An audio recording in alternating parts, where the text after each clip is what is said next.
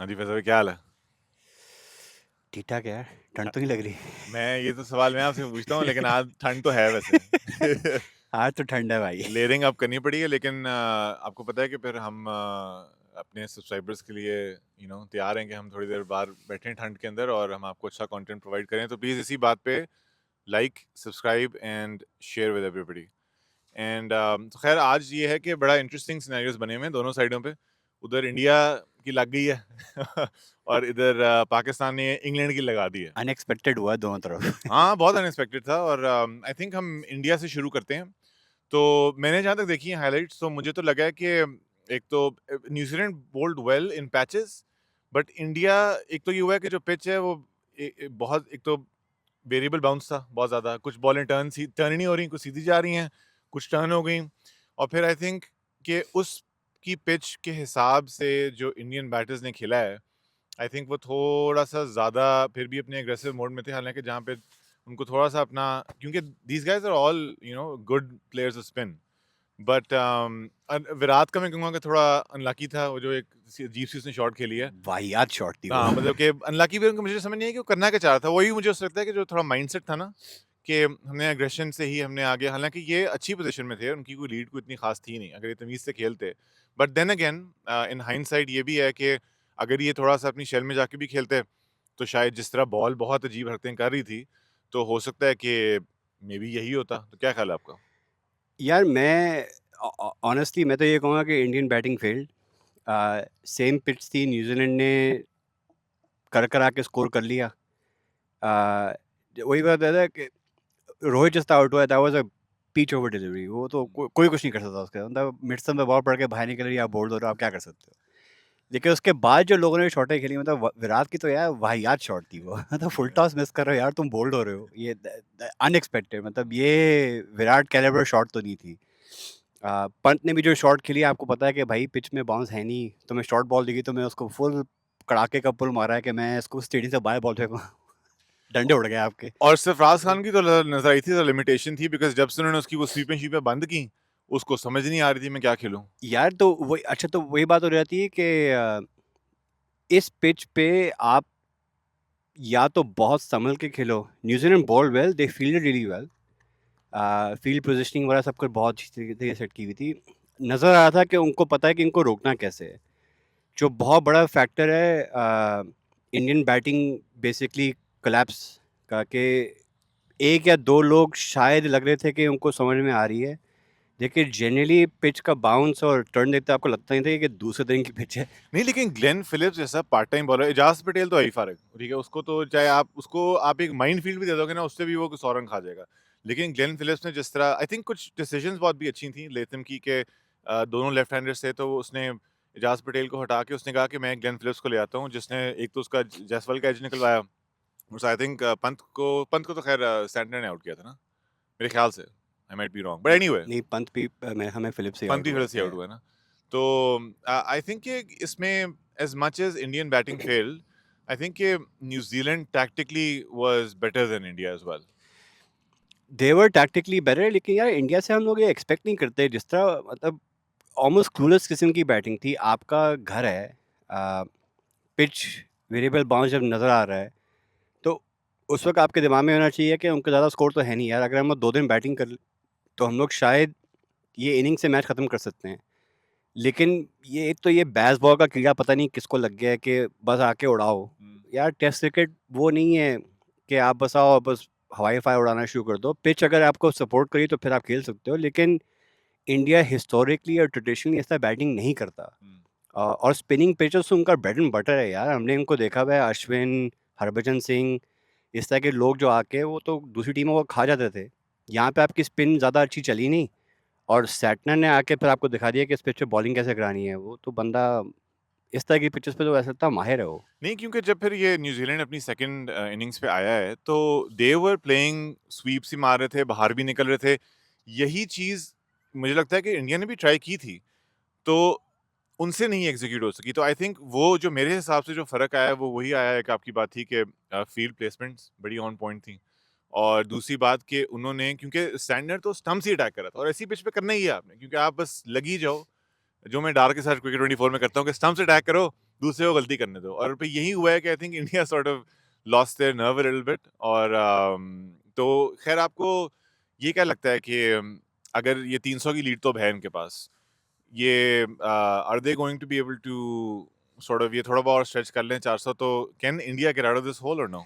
यार ऑनेस्टली मुश्किल लग रहा है क्योंकि पिच तो दिन ब दिन मुश्किल ही होती जाएगी, आसान तो नहीं होगी। बॉल जिससे जैसा क्रैक्स खुलेंगे, पिच और ड्राई होगी, स्पिन ज़्यादा होगी, वेरिएबल बाउंस तो ऑलरेडी है।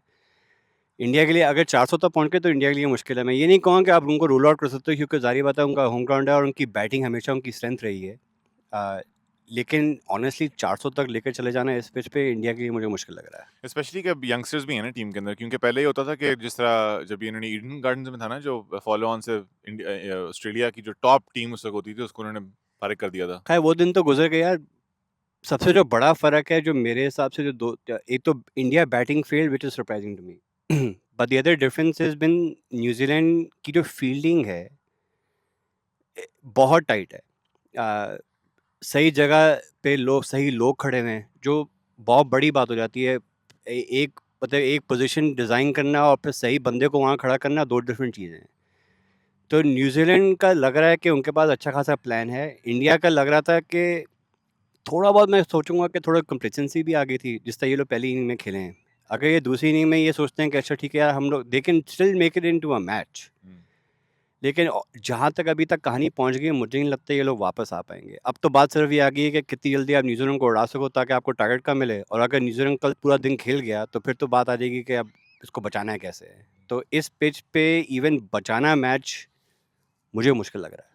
हाँ, मुझे लगता है कि ये इंडिया हार जाएगा और ये एक अब होने लगा हिस्टोरिकल, बड़ी देर बाद एक इंडिया को इंडिया में ही डिफीट। और दे कैन स्टिल सरप्राइज़ अस क्योंकि पिछले मैच में भी उन्होंने कमबैक कर लिया था बट आई वही बात हो जाती है कि 4th 5th डे पे बैटिंग करना इस पिच पे ख़ास तौर पे जिस तरह न्यूज़ीलैंड फ़ील्ड कर रहा है, it's gonna be very tough, और अपहिल बैटल। पिछली वाली पिच भी बहुत फर्क थी, मतलब वो इस तरह की नहीं थी, लाइक इट वाज़न्ट, इसमें स्पिन नहीं थी, उसमें तो ज़्यादा सीम मूवमेंट और वो थोड़ी सी फर्क और थी पिछला उसमें। मैच तो बेसिकली वहीं पे पलट गया था क्योंकि पहली इनिंग्स में आप कोलैप्स कर गए।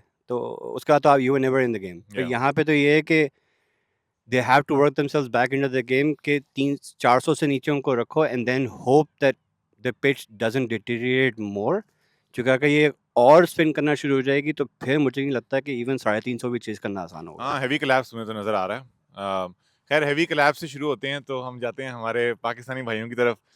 तो क्या ख़्याल है? मेरे ख़्याल से तो अ, शुक्र है कि पहली दफ़ा जो जिन्होंने पंखे चलाए हैं और जो ये टूथब्रश लेके पहुँच गए थे पिचों के ऊपर पूरे प्लेयर, उससे जो है पिच स्पिन तो पहले दिन से ही कर रही थी।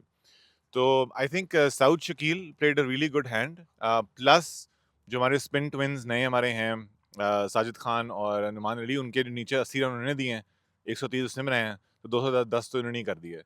तो आई थिंक अच्छी बैटिंग की, बॉलिंग भी दोनों ने अच्छी कराई है मेरे ख्याल से। तो कुछ मैं अभी भी कहता हूँ कि they missed a trick little bit, कि अगर ये नसीम शाह टाइप एक fast bowler, genuine fast bowler लाते, तो जहाँ से ये 116 फॉर 6 से लेके जो वो 270 भी कर गए हैं, वहाँ पे आई थिंक ये शायद नसीम शाह टाइप कैरेक्टर होता, तो वो भी शायद जो मेन पहली इनिंग्स का स्कोर था वो कम होता। मैं तुमसे उस हद तक एग्री करता हूँ कि हाँ, बॉलर एक होता तो अच्छा होता, लेकिन सच्ची बात है उसकी ज़रूरत महसूस नहीं हो रही थी। 270 इसलिए बने क्योंकि आपने फील्डिंग बहुत ही बकवास की है। ट्रू। मतलब इतने कैच छोड़े हैं तो सऊद शकील और सईद मयूब तो ऐसा लग रहा था कि बाउंड्री पे खड़े हुए हैं, उनको समझ में नहीं आ रही कि हम आगे हैं या पीछे जाएँ, आगे हैं या पीछे जाएँ। और शान मसूद का ऐसा लग रहा था कि वो कह रहा है कि यार नहीं पहुँचेगी। भाई बंदे ने छक्का मार दिया है, तो अब खड़ा कर दो थोड़ा उसको उसके रोक के ऊपर। अब तुम या 10-15 कदम अंदर क्यों ले रहे हो? समझ में नहीं आया मुझे। उस चक्कर में आपके 3-4 कैच छूट गए, तो जेमी स्मिथ नंबर मार के चला गया ऑलमोस्ट। तो फील्डिंग के वजह से 270 पड़े। आई थिंक बॉलिंग तो दे वर डूइंग वेल। उनको एंटाइस भी कर रहे थे और शॉट्स आपका हवा में बॉल जा रही है, आप कैच पकड़ ही नहीं रहे। मुझे सिर्फ ये होता है कि थोड़ा-सा फ़र्क पड़ता है, बिकॉज़ अगर आप देखो ना, आपके 20 ओवर आप स्पिन के खेल रहे हो, तो एकदम से अब एक जेन्युइन पेसर आ जाता है जो कि 140 तक हिट कर रहा है, रिवर्स भी उसको आता है कराना। तो उससे थोड़ा-सा ना क्योंकि जैसा गट कह रहा हूँ मैं उसको यार, गस एटकिंसन है, वो उसने आके हमारे किंग गुलाम को उसने जो बोल्ड किया, क्योंकि जहाँ पे वेरिएबल बाउंस है तो वहाँ सीमर्स भी इन प्ले आ जाते हैं, बिकॉज़ अगर बॉल ग्रिप करेगी। तो आई जस्ट थिंक कि पर्सनली थोड़ी-सी वैरायटी होना इज़ ऑलवेज़ बेटर। हाँ, 100%। अगर ये किसी फ़ास्ट बॉलर को लगते जो रिवर्स को इस्तेमाल कर सकता तो फ़र्क तो बहुत पड़ना था, लेकिन जो आपका जो कॉमेंट है ना 140 वाला यार अब इतना भी तो ना कहना उनको। ये थोड़ा सा डाइसी सिचुएशन है कि शाहजी तो आपके फेवरेट थे, एक ज़माने तो थे, अब आपको ईगल, नहीं, ईगल तो बेचारा लेकिन हंट हंट डाउन हो गया है जब से अहमद शहजाद ने उस पे वीडियो बनाई है। तो नहीं यार आई थिंक पेस बैटरी तो ओवरऑल उस पे हम पहले भी कमेंट्री कर चुके हैं, लेकिन पेस तो अब बहुत कम हो गई है। तो लेकिन इस पिच पे पेस का चक्कर नहीं था। इस पिच पे ये था कि अगर आप रिवर्स करा सकते हो और अगर आपकी लेंथ अच्छी है तो आप बैट्समैन को थोड़ा बहुत तंग कर सकते थे। एग्जैक्टली लेकिन Zahid I think also bowled decent पहली इनिंग में, उसके कैच छूटे हैं बहुत। ओ भाई, मैंने तो जो हाइलाइट्स देखी हैं उसमें जाहिद ने फुल टॉस मुंह पे फेंक रहा था, वो तो नहीं मुश्किल से एक उसने आउट करवाया जो तारा बना है, नहीं बट नहीं अदरवाइज तो नहीं कि मुश्किल उसके था। उसके उसके पहले तो उसके 3 कैच भी छूटे हैं।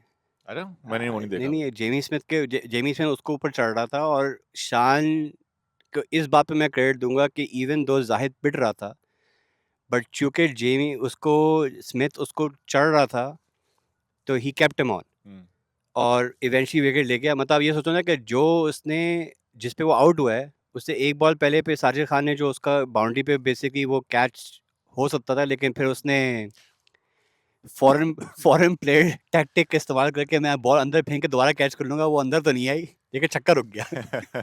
लेकिन 2 रन मिले और फिर अगली बॉल पे आउट हो गया। हम्म। तो persisting with Zahid, I think Zahid को अभी बहुत टाइम लगेगा डेवलप करने में, लेकिन मैं ये नहीं कहूँगा कि वो बहुत ही बुरी बॉलिंग थी, उसके कैच भी झूठे हैं। तो पर उसी सेंस में ना मैं कहूंगा कि आई think like subpar Naseem Shah would still be better than like Zahid, you know. या मैं तो एग्री कर रहा हूँ, फास्ट बॉलर होता तो ज़्यादा फायदा होता। और नसीम शाह हैवी लपाड़ू, तो उसने एक दो तो शॉटिंग करा देनी थी, तो 10-15 रन तो वो भी कर लेता। हाँ, तो 270 पे उनको डिक्लेयर, आप 270 से उनको कम पे रोक सकते थे, तो 100% है if you had fielded well and if you have a different bowler. लेकिन आई थिंक जो मैच जो बना है वो बना है बेसिकली टेल एंडर बैटिंग पे। हाँ, जो ये पिछले कितने मैचेस हम ये देख रहे हैं कि आपका टॉप ऑर्डर जो है वो ज़्यादा स्कोर नहीं कर पा रहा। आगा जी आते थे एंड में, वो टेल एंडर से ज़्यादा खेलते थे, आपको 100-150 रन आउट से मिल जाते थे। आज तो वो फेल हो गया, लेकिन साउथ शकील खेल गया, he played a very good बहुत इनिंग्स। अच्छा खेला वो। फिर आपका ब्रायन लारा जो आके आके अच्छा खासा स्कोर करके चले गए। Sajid Khan played really well, Sajid Khan ने उनके स्पिन पे जो अटैक किया काउंटर, वो that was a very good thing to see. तो even Noman Ali as well, हाँ, बहुत अच्छा खेले हैं क्योंकि दोनों। उन दोनों ने एग्रेशन दिखाया जहाँ पे south Shakeel was sort of उसके अराउंड वो प्ले कर रहे थे, तो या I think they had a game plan in mind. नहीं, वो बहुत अच्छा खेले हैं यार। सो बेसिकली आपका जो लोअर ऑर्डर है उसने आपके लिए मैच सेटअप किया है, क्योंकि 170 पे आप 7 डाउन थे एक टाइम पे। तो अगर वो 200 से नीचे फुड़क जाते तो सीन हो जाना था। एक और ही किस्म की कॉन्वर्सेशन हो रही थी। लेकिन हम लोग इसलिए भी कह रहे हैं कि England basically missed a trick, क्योंकि उनके पास आपको लग रहा था कि क्वालिटी स्पिनर की कमी है। हम्म, मतलब Bashir is I think decent, Rehan Ahmed is also decent, but उसके अलावा नहीं सीन लगता उनका। नहीं, वो मुश्किल तो है। कभी भी उनको स्पिन में, वो इवन जब इंडिया भी जाते हैं तो वहाँ पे यही उनका हमेशा डिफरेंस आता है। तो चलें इस पे ख़त्म करते हैं। लास्ट एक मैं आपसे ले लेता हूँ कि पाकिस्तान और इंग्लैंड वाले मैच में क्या प्रेडिक्शन है आपकी? यार I think Pakistan has a very good chance to close this off, क्योंकि इंग्लैंड मुझे नहीं लगता ज़्यादा बड़ी लीड ले पाएगा, और ख़ास तौर पे कल को आके इन्होंने रूट को सुबह-सुबह आउट कर दिया ना, तो फिर तो मैच पूरा आपके हाथ में है। हम्म, क्योंकि पाकिस्तान फिर भी बैटिंग कर लेगा। अगर आपको 150 या 200 चेज़ करना है तो आप कर सकते हो, लेकिन मुझे नहीं लगता कि 150-200 बी बनने पहुंचेगी। चाहिए हैं। हम्म। हम एक्सपर्ट्स हैं इस तरह के हालात में कि हम बना देते हैं, लेकिन बनना नहीं चाहिए। नहीं, I think this is basically now Pakistan match to lose, और आई थिंक कल पहले एक घंटे में ही ना सारा डिसाइड हो जाएगा। तो खैर हम फिर वापस आएंगे, दोनों मैचेस का जब इख्तिताम आएगा तो उस टाइम पे हम आके एक रिव्यू करेंगे। And please like and subscribe and share with everybody, and we will see you next time. सही है।